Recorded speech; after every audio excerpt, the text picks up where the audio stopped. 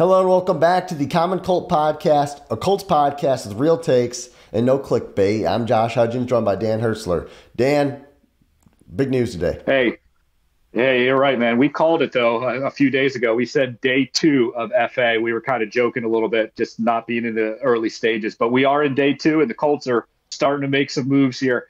A big one happened that we kind of all expected, but it's good to finally get done, and Matt Ryan's finally been released. Josh, what's your thoughts on Matt Ryan? Yeah, I mean, it didn't work out the way he envisioned, I'm sure of it. Definitely didn't work out the way the Colts envisioned it. Kind of the Colts' fault, to tell the truth. Our roster fell apart. Coaching staff fell apart. The organization fell apart. Honestly, it frees up a lot of cap space. There's a few things I'm concerned about, but before we kind of get into that, what's your initial reaction? Well, like you said, and what we've talked about, we kind of expected this to come. So it's not a big shocker. It's definitely hurts some of the dead cap space, and I think his agent deserves some credit for signing that contract. But Matt Ryan was a good guy. It didn't do anything wrong. For Colts nations, like you said, it didn't work out. I think we should wish him the best in his retirement, or maybe if he latches on with another team. Hats off to him for a great career. Just didn't work out here. The bigger concern, though, that you and I are starting to look around, it's been about maybe 36 hours now into FA, and we're starting to see quarterbacks that we thought the Colts have to get involved in at worst as a mentor role starting to get locked up elsewhere. Jameis Winston, Andy Dalton, Sam Darnold, these guys that we listed as guys that potentially could come in and help the Colts kind of bridge the gap are gone. And I'm looking around the NFL and I'm thinking, well, who's left? Do we really want Baker Mayfield?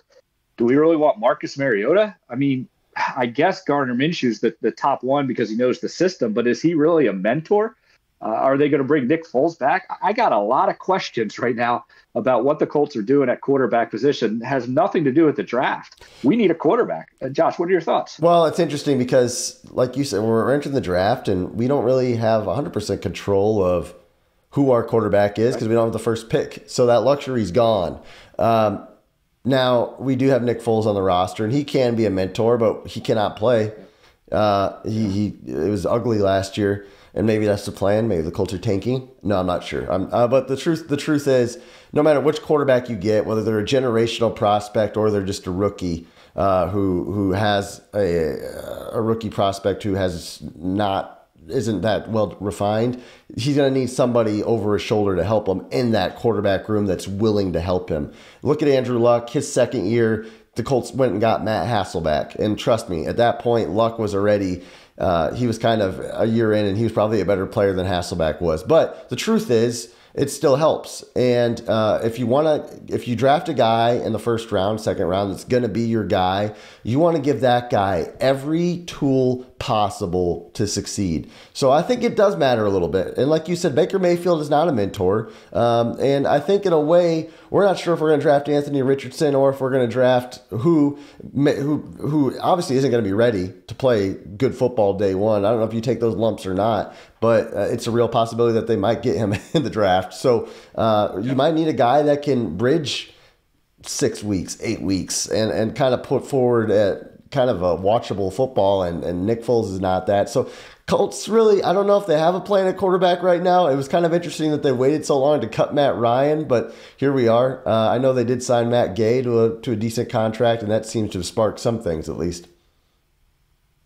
Yeah, it's just, you look around and some of these quarterbacks, there are significant growths year 1 and year 2. I mean, those are the big growths for a quarterback.